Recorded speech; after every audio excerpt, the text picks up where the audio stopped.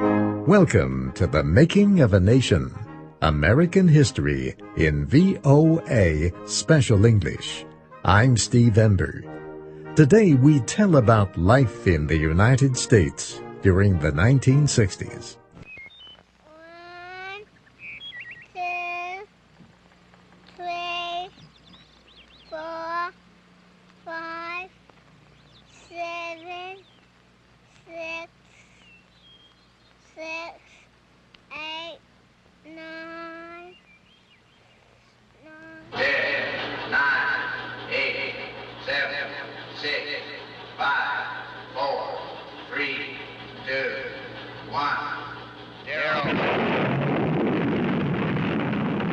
These are the stakes. To make a world in which all of God's children can live, or to go into the dark. We must either love each other or we must die. A time of innocence and hope soon began to look like a time of anger and violence.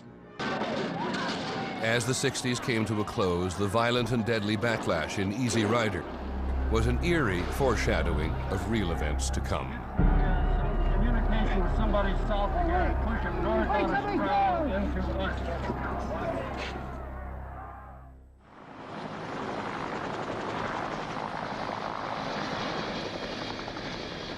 In cooperation with the armed forces of South Vietnam, attacks are being launched this week to clean out major enemy sanctuaries on the Cambodian-Vietnam border.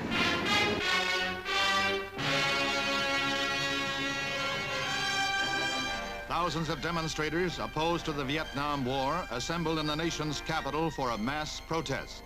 For the most part orderly, minor scuffles did occur between the demonstrators and hecklers. The unrest and violence affected many young Americans. By the middle 1950s, most of their parents had jobs that paid well.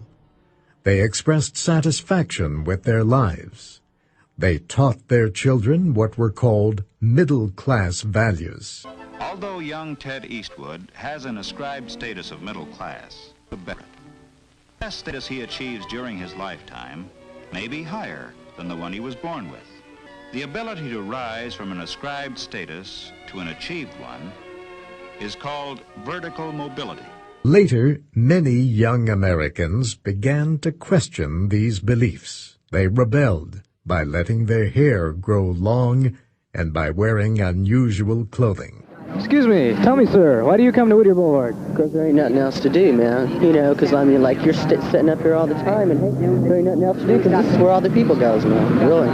You know, because, like, you go to school, you come home, and then, you know, you just want to get away, go places where your friends are, you know. Just kick back and party. And then we beat around 4 months. That's about it. Okay, thank you very much. In the 1960s, do your own thing became a common expression. It meant to do whatever you wanted without feeling guilty. The important thing that you've proven to the world is that 500,000 kids, 500,000 young people can get together and have 3 days of fun and music. As many Americans were listening to songs about drugs and sex, many others were watching television programs with traditional family values. Yes, you'll recognize the cliché family in many situations. You'll know them by the way they lift their beers and toast each other. Again and again, but never drink. By the way they light and smoke their cigarettes.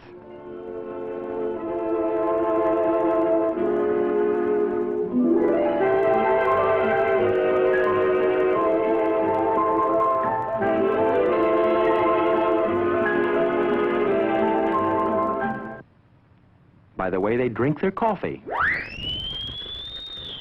Always smiling.